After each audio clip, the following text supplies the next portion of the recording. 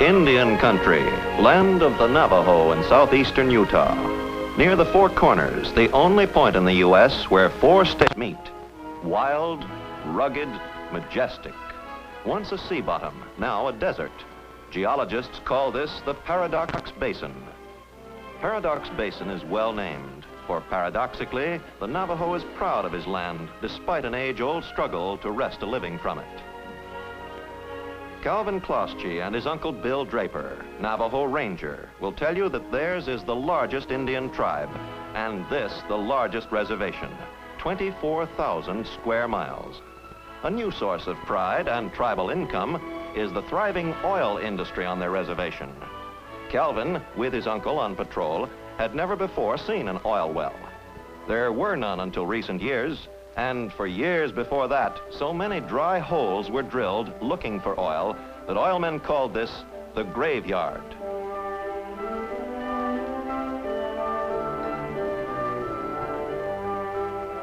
At a drilling rig below White Mesa, Bill and Calvin visit Archie Browning, a drilling and production foreman.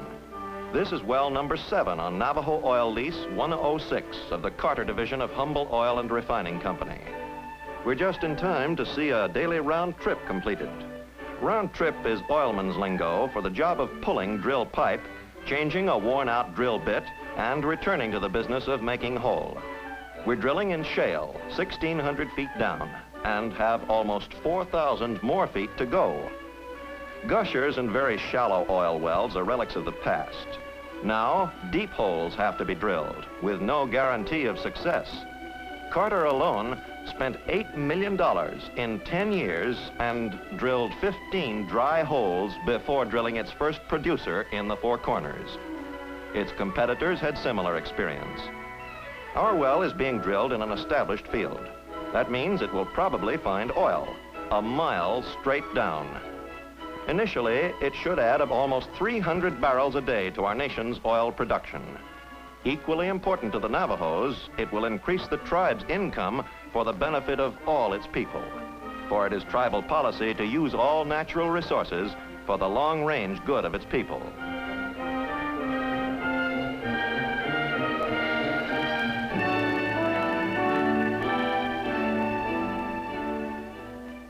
One benefit already realized is the fine San Juan River Bridge.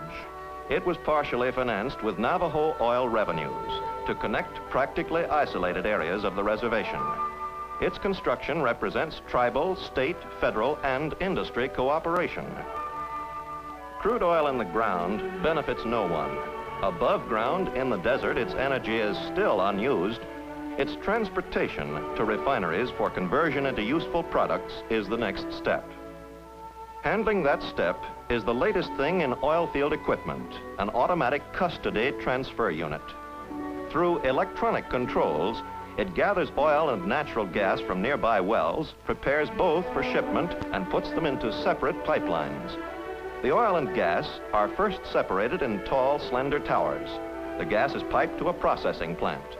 The oil goes into big tanks, each holding 1,500 barrels, and then into pipelines to California or the Gulf Coast. Electronic circuits control the whole process. They automatically switch pumps off and on, move well production through separators and tanks, and keep records of the quantities of oil and gas put into the pipelines. At the automatic header, which collects oil from 25 wells, Archie Browning draws off a sample. Calvin's nose proves it's crude oil, all right.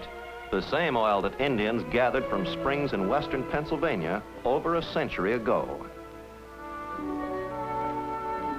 The wells controlled by this $500,000 plant can produce 12,000 barrels a day.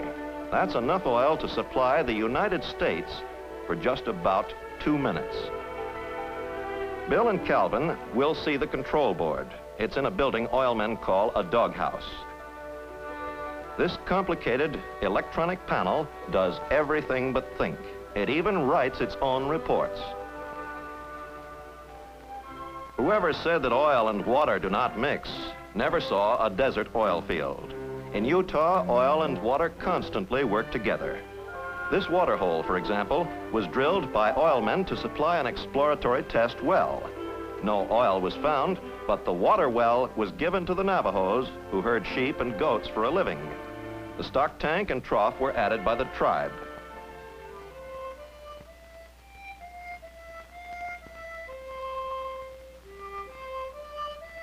Both Calvin and Bill are experienced campers. Bill served overseas with the armed forces. Calvin is a Boy Scout. At their campsite, beside the San Juan, Calvin, in all of his 12 years, has never been so far from home. Calvin's home is in Window Rock, Arizona, capital of the Navajo Nation and colorful tourist resort. Window Rock, named for its curious rock formation, has breathtaking scenery. It is the center of government and culture for the 85,000 Navajos.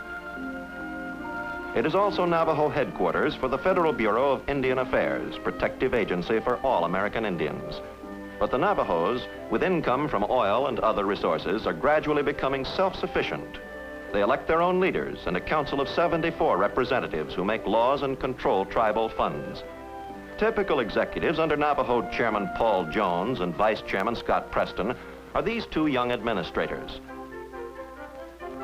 J. Morris McCabe is Executive Secretary to the tribe, a member of the school board, and a driving force for Navajo progress. Manuel Bigay, Legislative Secretary, dedicates his career to tribal law and representative government. Navajo Council Hall, seat of government and the place where the big search for oil really begins. Here, the tribe, by competitive bids, has leased over 2 million acres of land to oil companies for exploration. Here, it also negotiates payment for every barrel of Navajo oil produced. A tourist attraction is the Window Rock itself. Calvin frequently climbs to the top.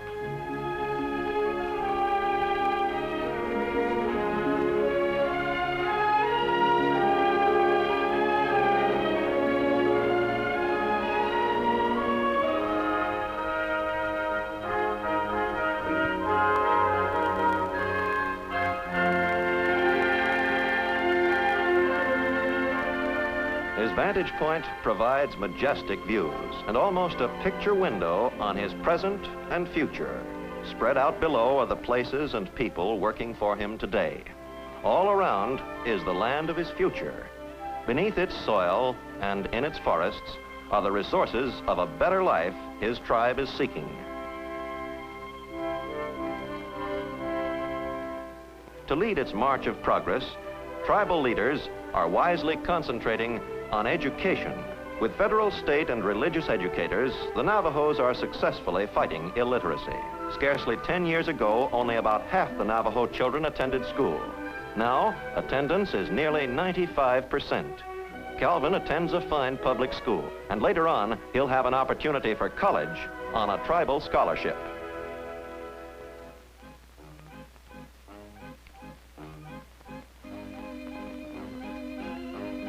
The annual Navajo Tribal Fair has all the sights, sounds, and spicy aromas of every country fair.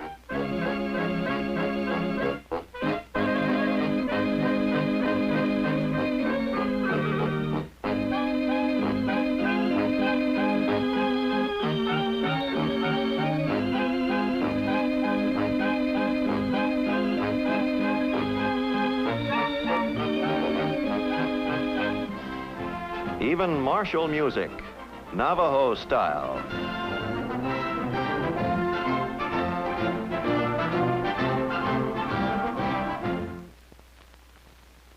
A lasting monument to wise tribal spending is the Civic Center at Window Rock. It was built with the Navajos' income from oil. At fair time, it's the exhibit hall. Throughout the year, it presents movies, concerts, and sports events for all. Now it's rich with the world-famous Navajo handicrafts and artwork, and well supplied with information about tribal health and vocational assistance available to the Navajos.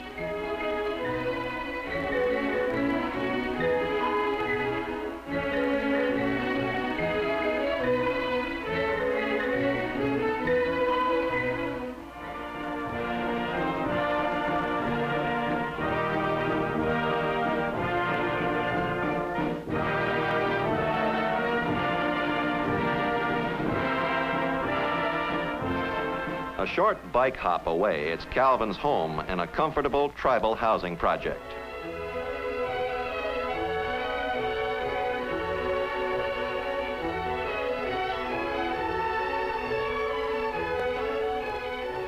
Sister Patty is just 18 months old. His mother is a telephone operator at Navajo headquarters. His father, Guy Klosky, is employed at the tribe's power plant.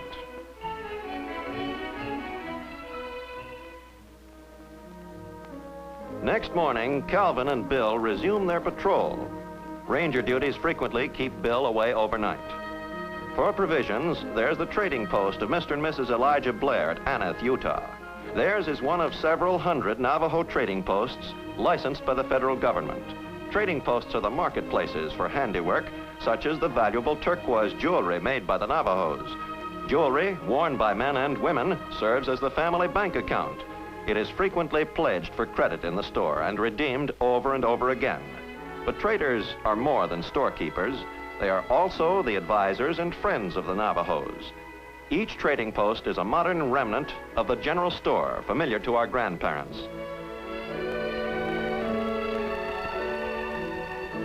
Blair's trading post, a school, and the Navajo chapter house make up the village of Aneth. The new chapter house, financed with tribal oil money, is one of 98 meeting places on the reservation. Heading southward to the San Juan Basin, our travelers visit another tribal oil field at Chimney Rock, New Mexico. Humble has an agreement with the Navajos to produce oil here.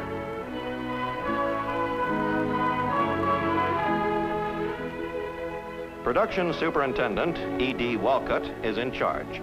The drilling program has been completed here, and Humble has 40 wells at work, each delivering about 40 barrels a day. It also goes by pipeline to the west coast for refining. Calvin goes aloft for the view from atop the 1,000-barrel storage tanks. His vantage point might easily give a symbolic view of a brighter future, for it shows a land awakened, a land blessed with oil and with uranium, coal, and timber. Equally important are the energies of his people, the ambitions of his leaders, and their progressive spirit. Tribal Chairman Paul Jones summed it up recently in a report to the council. A fresh wind is blowing across our reservation, he said. It's the wind of progress for our people. Calvin's people and generations yet to come will reap that wind of progress.